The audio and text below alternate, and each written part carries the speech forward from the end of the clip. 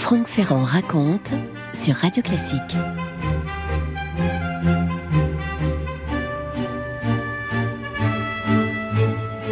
Nous sommes à Saint-Pétersbourg à l'hiver 1865.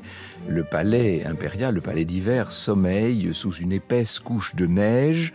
À l'intérieur, dans l'austérité dorée de tous ces salons, ces enfilades impériales, un homme, seul, assis à son bureau qui relit une lettre.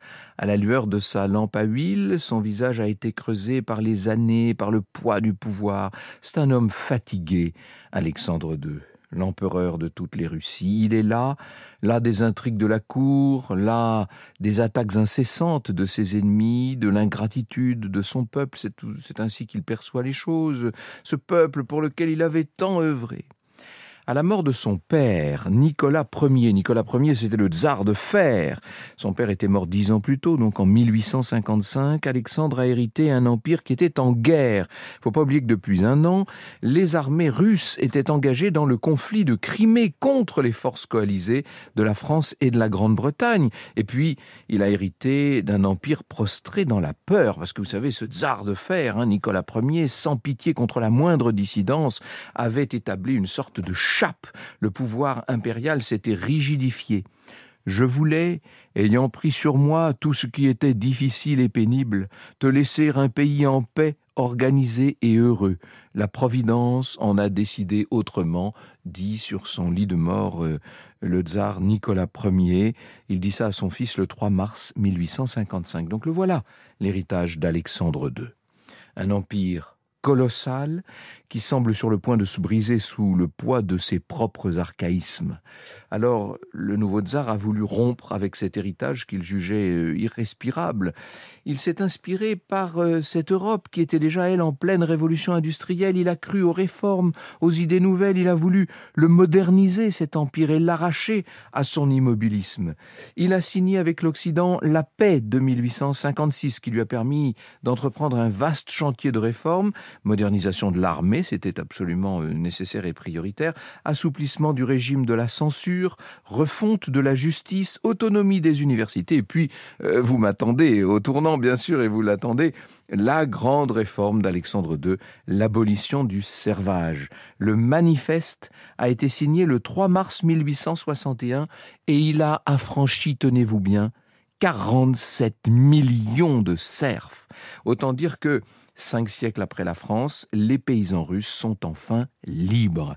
Alexandre II a lui-même lu ce texte devant une foule en larmes et il est entré dans l'histoire comme le tsar libérateur. Et pourtant, dans les campagnes, tous ces serfs libérés se sont retrouvés encore plus pauvres qu'ils n'étaient, privés de terre, criblés de dettes, et dans la noblesse, la colère a commencé de gronder. Enfin, comment le tsar a-t-il pu ainsi saper les fondements même de leur pouvoir?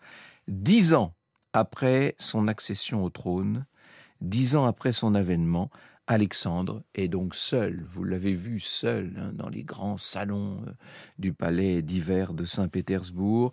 Et puis il y a son épouse, la tsarine Maria Alexandrovna, qui n'est plus qu'une espèce de fantôme.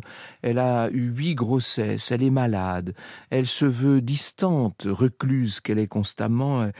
Il n'y a plus rien de la magnifique princesse de Hesse et du Rhin qu'elle avait pu être, tellement spirituelle, et il avait épousé cette jeune femme radieuse 20 ans plus tôt, et maintenant il y a cette tsarine qui est encore plus fatiguée que lui. Tout ça pèse sur le tsar qui a 47 ans. On ne peut pas dire qu'il soit vieux à 47 ans, mais il a d'ailleurs toujours une belle silhouette altière et un regard vif, mais il y a en lui une espèce de vide, un vide accentué par l'absence de passion, par cet élan du cœur qui parfois rend l'existence tout de même plus légère et plus vibrante. Eh bien, ce vide-là, quelqu'un va venir le combler, et la personne en question s'appelle Ekaterina Dolgorouki. Franck Ferrand sur Radio Classique. En ce matin d'avril 1865, le tsar n'a même pas entendu sa femme arriver. L'impératrice est fidèle à ses devoirs. Elle vient chercher le tsar Alexandre pour l'accompagner lors d'une visite qu'elle doit effectuer à l'Institut Smolny. Il a été construit, cet institut extraordinaire en droit d'ailleurs. Je ne sais pas si vous avez eu l'occasion de voir l'Institut Smolny, c'est une espèce de gigantesque construction comme ça, telle qu'on peut en voir à Saint-Pétersbourg, sur les bords de la Neva, établissement scolaire qui accueille les jeunes filles de la noblesse et qui leur délivre un enseignement qui leur permet ensuite de tenir leur rang dans la société et de faire briller cette haute société russe. Bon, la visite pèse sans doute à Alexandre. Il se dit qu'il va retrouver tout ce monde compassé dans ses révérences, dans ses grands saluts, figé dans la bienséance. Il n'en peut plus de tout ça. Mais ce matin-là, au milieu de la monotonie d'une cérémonie attendue, il y a ce visage qui va briser, qui va faire éclater tout ça. Il y a ce regard qui croise le sien. Et là, vous savez, quand on parle du coup de foudre, c'est vraiment ça. En une fraction de seconde, tout bascule. Ekaterina Dolgorouki, elle a 17 ans à peine, silhouette élancée, une grâce naturelle qui fait qu'on la remarque tout de suite au milieu des autres pensionnaires. Elle a ce regard qui n'a aucun artifice et qui tout de suite va charmer le tsar, qui tombe amoureux de cette jeune femme, qui a, vous l'avez compris, 30 ans de moins que lui. C'est Katia, personne n'appelle Ekaterina, c'est Katia. Elle est d'une vieille famille noble complètement ruinée, comme beaucoup de ces jeunes filles qui sont à l'Institut Smolny. Alexandre veut absolument trouver le moyen de la revoir et pendant des mois, il n'aura de cesse de la recroiser dans le parc du Jardin. Elle se dérobe, bien sûr. Pour elle, c'est très inquiétant ce qui est en train de se passer, bien sûr. Le petit jeu va durer 1 an, si je puis dire, jusqu'à l'été 1866. Et là, le 13 juillet 66, elle accepte de retrouver l'empereur dans le parc du palais de Peterhof. C'est cette extraordinaire résidence, une espèce de Versailles estivale au bord de la Baltique. Et c'est dans un pavillon à colonnade, dans le belvédère de Babylone, qu'a lieu la première étreinte. C'est Babylone à tout point de vue. Ce sont les jardins suspendus. Le tsar a l'impression de voler, il renaît. Et le soir même, il écrit « Aujourd'hui, hélas, je ne suis pas libre, mais à la première possibilité, je t'épouserai, car je te considère dès maintenant et pour toujours comme ma femme devant Dieu. À demain, je te bénis. » Et à partir de ce jour-là, Alexandre sait qu'il ne vivra plus une seule minute de sa vie que pour Katia. Vous écoutez Radio Classique. Il y a eu cette première étreinte et les jours qui suivent sont fiévreux. Alexandre a l'impression de revivre. Alors il essaie de cacher un peu son exaltation, bien sûr, mais dès qu'il est un peu seul, et il l'est souvent, vous l'aurez compris, il écrit et il attend, il espère, il est amoureux. Qu'est-ce que vous voulez ? Il brûle, il se consume d'amour, le tsar, qui a remis à Katia une clé qui, par toutes sortes d'accès dérobés, lui permet, entré dans le palais d'hiver, d'accéder discrètement à des rendez-vous secrets. Alors, quand je dis secret, peut-être pas autant que les amants l'auraient voulu. Les murs du palais d'hiver ont des oreilles. Et tout Saint-Pétersbourg, bientôt, se met à bruisser des amours du tsar, qui prend des précautions. Katia n'est pas une passade, c'est pas un caprice, c'est son amour. C'est sa promesse d'un avenir différent. Il en fait sa confidente, il la cache, il la protège autant qu'il peut du tumulte de la cour et des jalousies et de toutes les intrigues qu'il y a là. Les intrigues pétersbourgeoises. La tsarine, Maria Alexandrovna, fait comme si elle n'avait rien su ou rien compris. Elle se crispe un peu plus. Elle garde sa dignité, cette femme magnifique. C'est pas le cas du tout de la famille de Katia, qui s'émeut de la réputation de la jeune fille. Enfin, il n'est pas question d'autoriser un tel scandale. On l'éloigne du tsar. La voilà, Katia, expédiée à Naples, chez les beaux-parents d'un de ses frères, et elle reçoit chaque jour à Naples une lettre d'Alexandre. Et évidemment, autant qu'elle peut, elle lui répond. Tout ça continue de... Il y a cette liaison très forte. Comment est-ce qu'on peut se retrouver ? Alexandre a une idée. On est maintenant en 1867, ça vous dit quelque chose ? C'est l'année, bien sûr, de l'exposition universelle en France. Et il est bien évident que le tsar Alexandre II a été invité en France par l'empereur Napoléon III et l'impératrice Eugénie. Eh bien, il n'y a qu'à faire venir la petite à Paris Paris, au printemps, est une fête, n'est-ce pas? L'exposition universelle bat son plein. Elle attire des visiteurs du monde entier. Toutes les têtes couronnées d'Europe sont là, sous les ors des salons impériaux. C'est la fête impériale, les réceptions qui se succèdent. Napoléon III, qui entre parenthèses a vaincu la Russie en Crimée 10 ans plus tôt, essaie de faire de son mieux pour se rabibocher avec le palais d'hiver. Il reçoit le tsar avec tous les honneurs. Seulement, l'accueil des Parisiens est un petit peu plus glacial, il faut bien le dire. Il y a eu la répression sanglante du soulèvement polonais quelques années plus tôt, et ça, les Parisiens l'ont encore en mémoire. Et quand le tsar se rend au palais de justice pour une grande soirée, il est carrément pris à partie par un républicain qui s'appelle Charles Floquet, un avocat qui brave l'étiquette et qui lui lance en pleine face « Vive la Pologne !» Gifle verbale, me direz-vous, mais qui est très violente et qui augure mal de l'avenir. Le 6 juin 1867, l'empereur assiste à une revue militaire à l'hippodrome de Longchamp, à côté de Napoléon III et de Guillaume Ier de Prusse. Et voilà qu'un homme surgit de la foule et fait feu à 2 reprises sur le tsar, qui n'en réchappe que grâce au bon réflexe d'un écuyer de Napoléon III.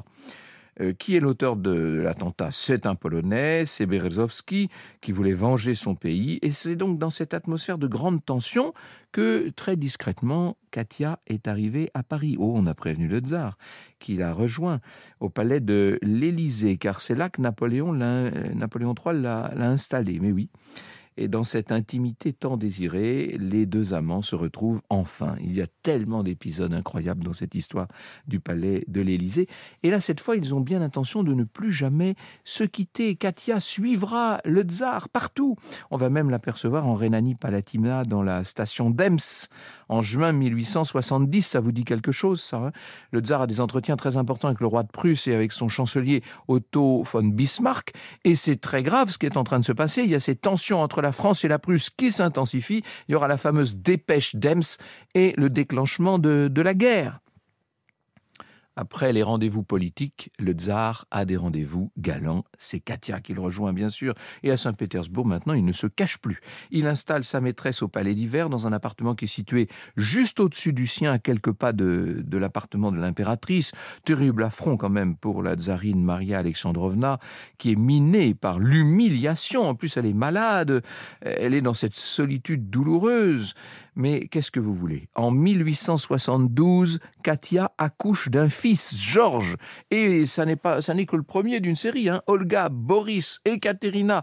Katia va donner au tsar 4 enfants. Des enfants qui sont pour l'instant illégitimes. Ce sont des bâtards, mais tout le monde est au courant. Et la tsarine, qui ne peut plus supporter cette situation, va avoir le bon goût de mourir, si vous me passez l'expression.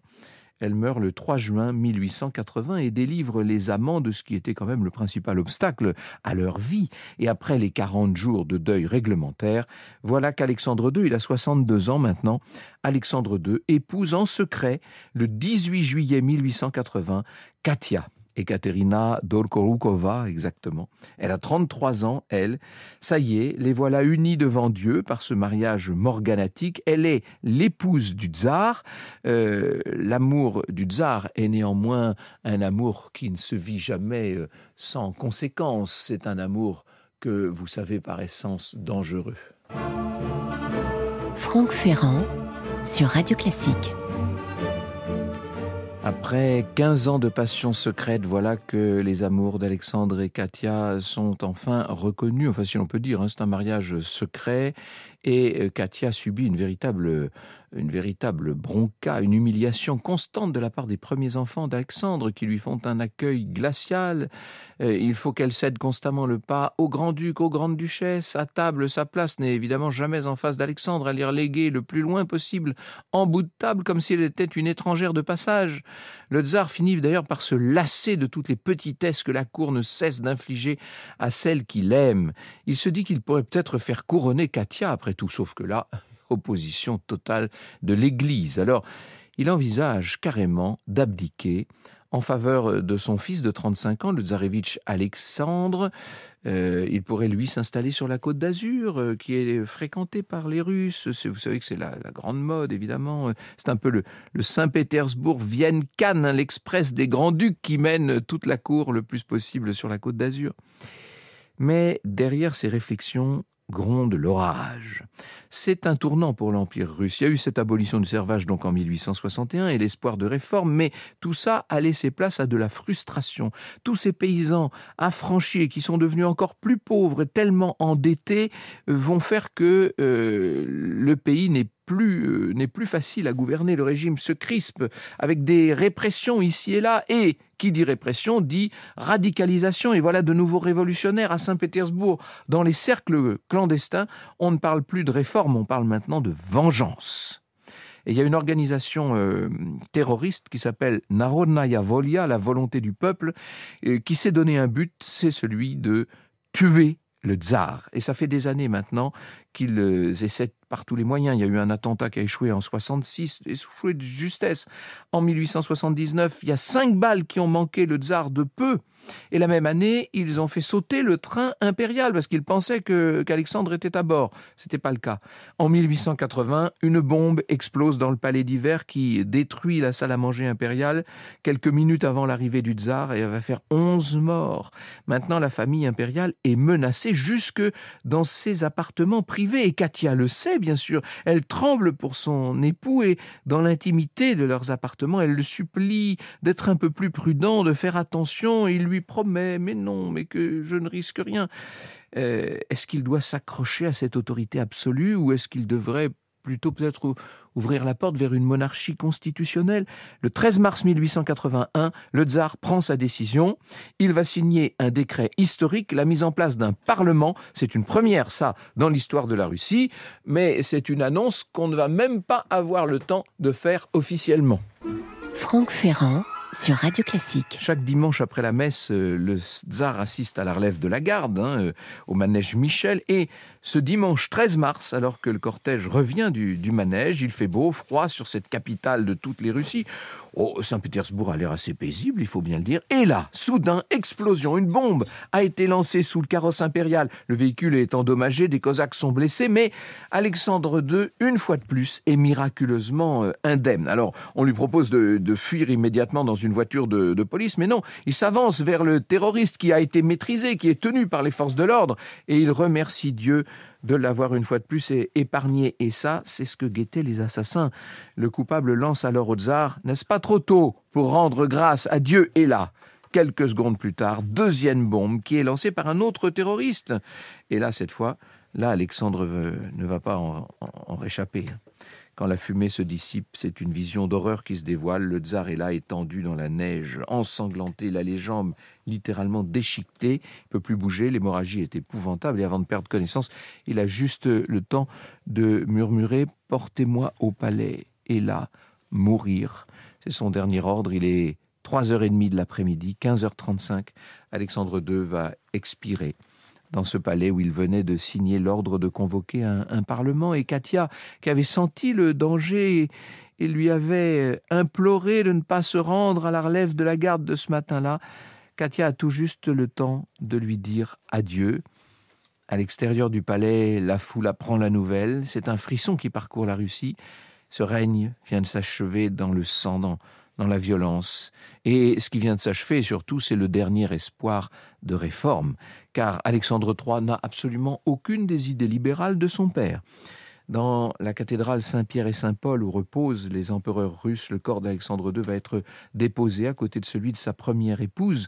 Quant à Katia, la seconde épouse, elle va quitter la Russie avec ses enfants et elle n'y remettra jamais les pieds.